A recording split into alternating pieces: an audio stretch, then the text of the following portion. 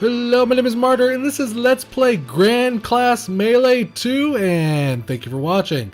Grand Class Melee, or GCM, which is what I will call it for the rest of the video, guys, is an action party game, guys, along the lines of Towerfall, or Samurai Guns, and other, four-player party games, guys. It released on Steam Early Access February 2015, which of course means that the game is still in active development, guys, so keep in mind everything you see is subject to change, and not a final representation of the game, so just relax and enjoy the video. GCM2 was developed and published by Gigatross Games. You can go ahead and buy into the GCM2 Early Access on Steam for the first week sale price of $5.99, or after the first week $9.99 normally. There's also a 4-pack available for the first week sale price of $14.99, which is a pretty damn good deal if you want to buy it for you and your friends. And that will be $24.99 normally after the first week, guys. However, full disclosure, the developer was kind enough to give me an extra code, guys, so there will be a giveaway of this game. All you have to do to enter for that is to leave a comment down below. If you're looking for the details to that giveaway, they'll be in the description down below. Now, what can I say about this game? It's a party game, guys. It's early access. There's some features that are missing. There's things that will be added to the game. I've talked a whole lot already, so we're just going to jump right into things and start checking out, options and all that good kind of stuff, guys. There's, of course, your audio and sound sliders, of course. The game does go up to 1080. It goes up to, looks like, 1440, which is pretty good, too.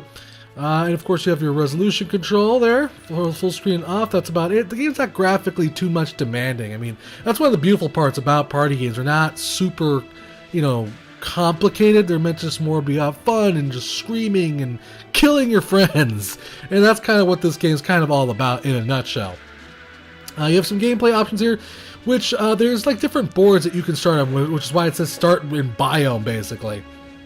And the boards can affect certain things, like how fast if you run through a river or a lake or whatever have you. It'll slow your character down. Maybe you'll have like a speed boost in grass, or maybe you'll take less damage in grass. And this is one of those elements I actually do like about the game, but I don't feel like it's used quite enough. You'll see what I mean in a bit. I just wish there was more interaction with the maps. I want to see the maps trying to maybe kill us. I want to see more dangerous traps on the map, maybe, to just kind of give the maps a little bit more flair and a little bit more personality, because most of the time I'm just ignoring the map and just running around killing everybody.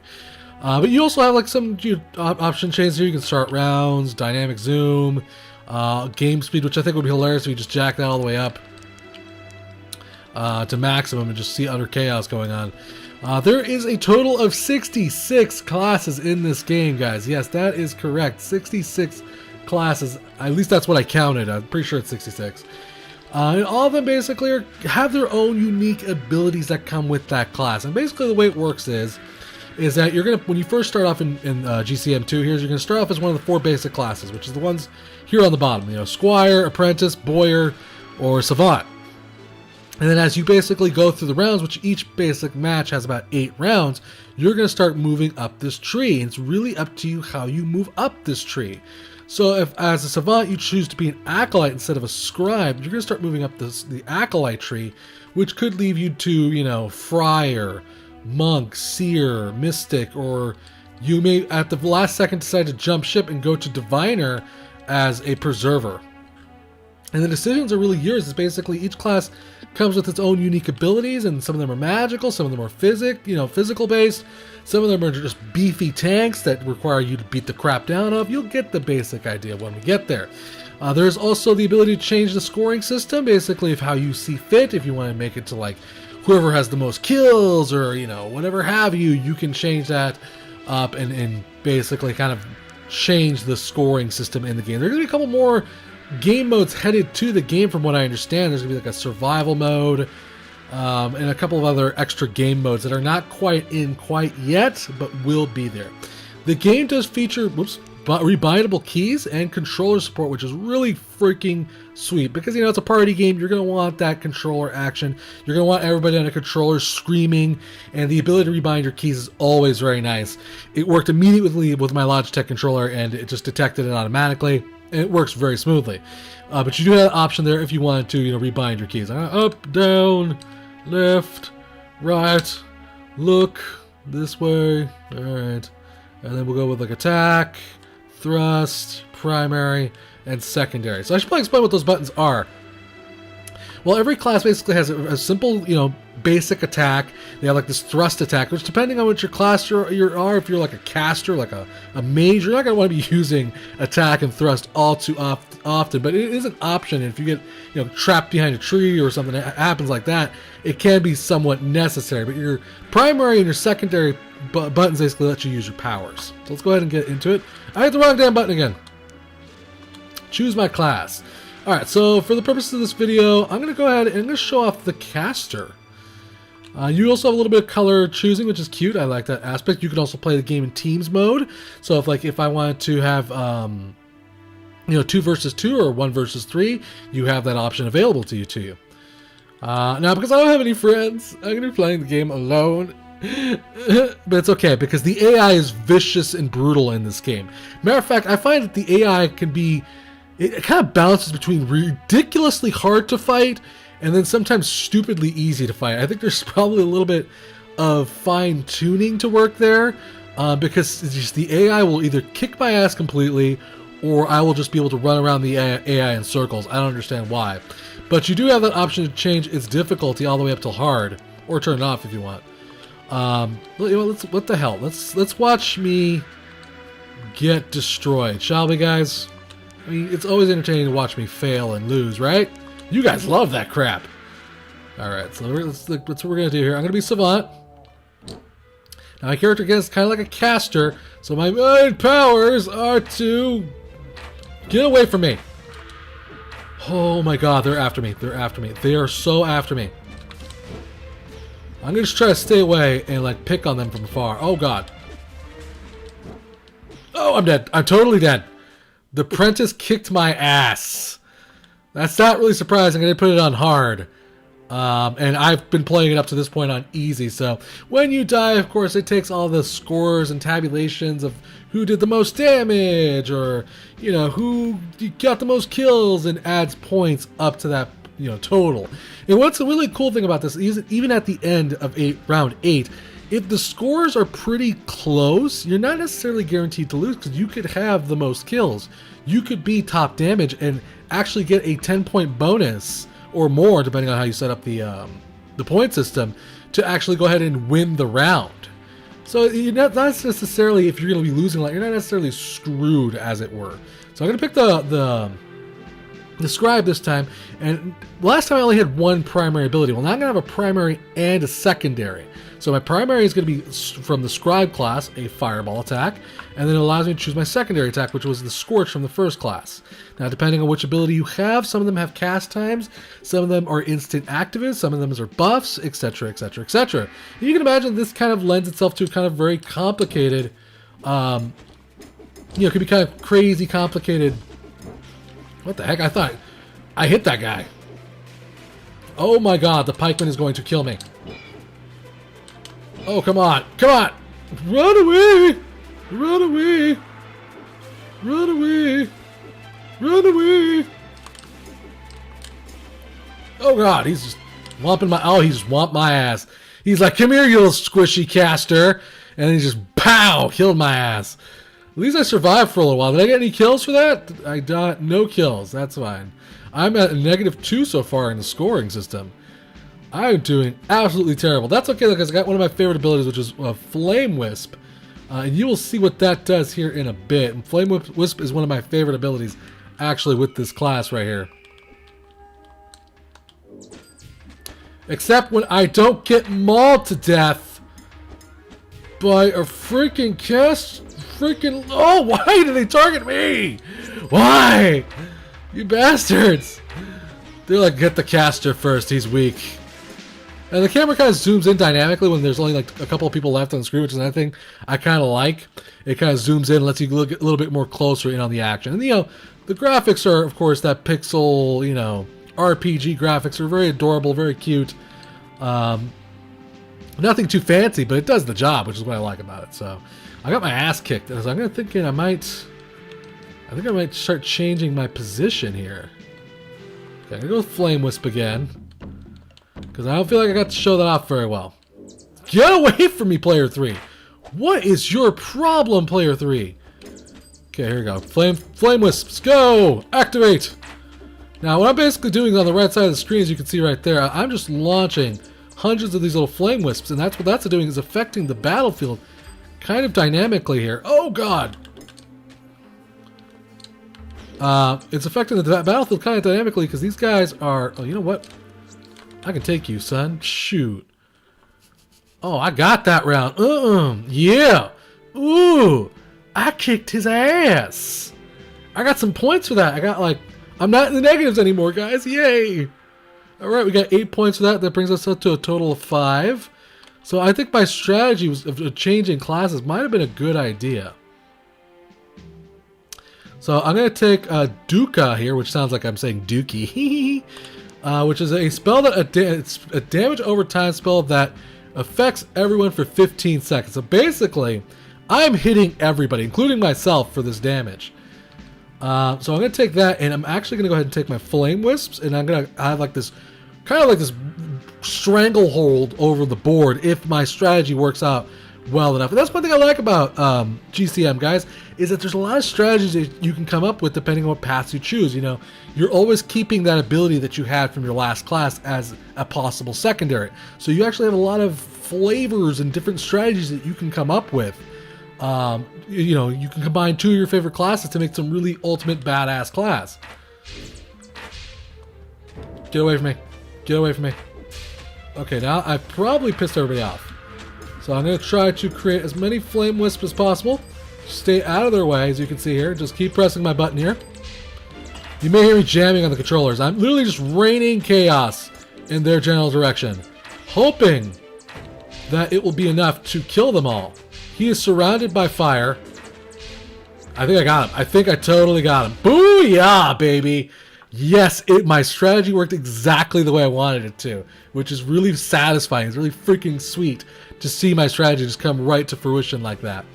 Now, but of course, as the rounds progress forward, though, your strategy is going to have to change because your main class is moving upwards. You're moving up that ladder, so you always kind of need to keep a new strategy involved. Things will never exactly be the same. So, for instance, I can grab Time Stop. I can be a Time Mage or a Priest right now. Buff that raises you from the dead and heals over time. Or Time Stop. Let's go with Time Stop. That sounds pretty freaking cool. And then, of course, my Flame Wisps, which have been serving me rather well. So we're gonna immediately Time Stop. Oh God, he was not affected. He's just completely ignored Time Stop. Holy crap! Okay, back off. Get away, dude. What is your problem? What is this guy's problem? There we go. Ha ha ha ha! Time Stop. There we go. Oh, it doesn't affect everybody, and I can't do anything when I use Time Stops. Okay, so that's, again, I never use this particular... Dude, you are pissing me off. Oh God, I'm trapped in a corner. Oh, I'm not in a good position right now. Okay, so we're going to want to... Oh God. We're going to want to start casting Flame Wisps. And get this guy off our asses, man.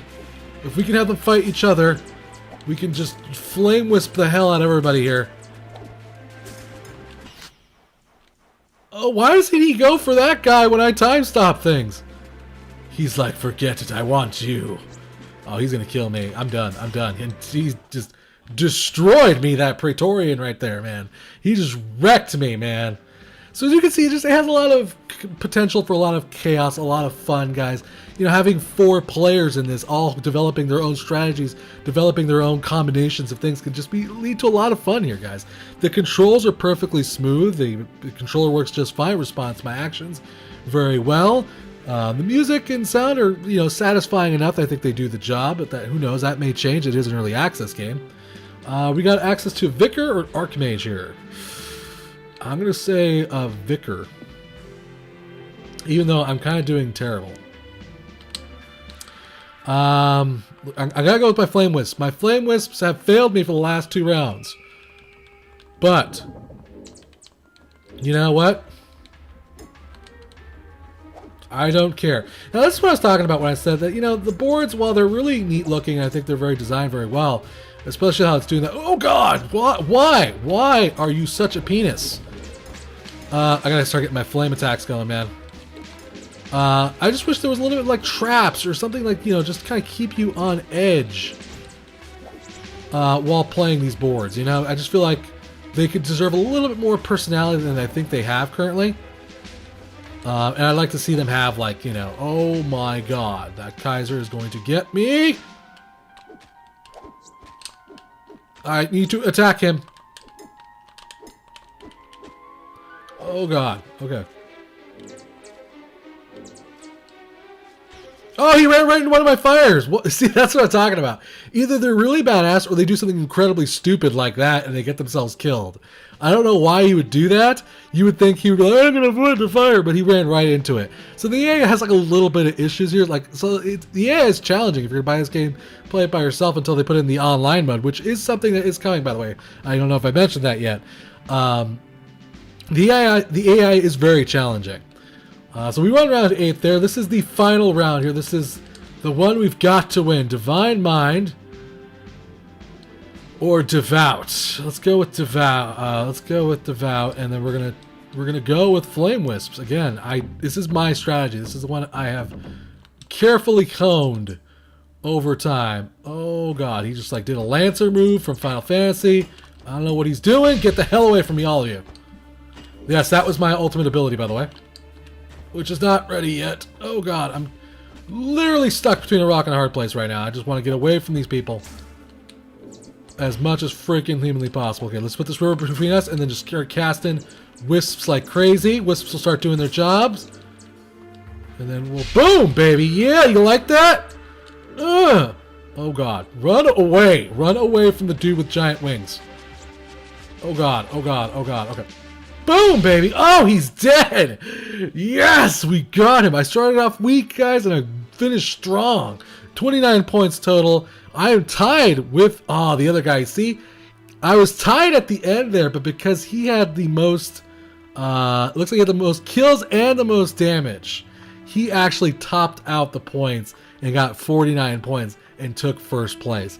So you just have that unpredictable element there. Like, I did really well there for, like, I'd say the third of the game, and I lost still. You know, it depends on how well you do overall. I only got 6 kills.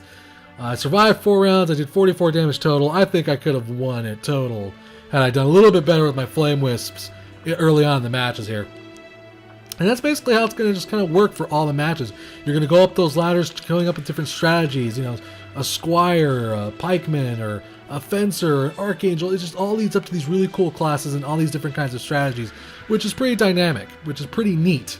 And like I said, they'll be adding things to this game. It's still in early access, guys. So we got that online mode coming sometime, they said, around mid-2015, guys, which will allow you to pitch yourself against other players, which... It will be awesome. Obviously, you're going to want online mode for this type of game, but it also adds that issue of lag and latency. So, I mean, it really all depends on how much that is affected by things. Like, for instance, Samurai Gun has no online mode for that specific reason, because they didn't want to have that lag and that frustration. But I think the benefits of online mode will outweigh the negative parts of it, guys. So yeah, like the new game modes, there currently is no Steamy goodness, no Steam cards or Steam achievements, but it's something they're going to add. So you can have that eventually when the game is complete, guys. So big thanks to the developer for a chance to check out this title. Thank you for watching, guys. Remember to subscribe and share, and I'll keep bringing you awesome indie games, guys. If you really enjoyed this video, maybe consider hitting up that tip jar, guys, or feeling generous of heart. All tips go to improving the channel or future giveaways, guys. I had a really good time with Grand Class Melee too, guys. It was pretty much bug-free for an early access game. I feel like I should mention that before I end the video. It's very well made for an early access game. It plays well, it's, you know, runs well. It does everything it needs to perfectly for an early access game. All they really need to do is just kind of add the bells and whistles, you know? As far as replay value goes, that's going to really be dependent upon you and how much you enjoy party games, how much you enjoy this particular style of game, guys. Anyway, guys, I'm going to wrap up this video. Till next time, guys, play more indie games.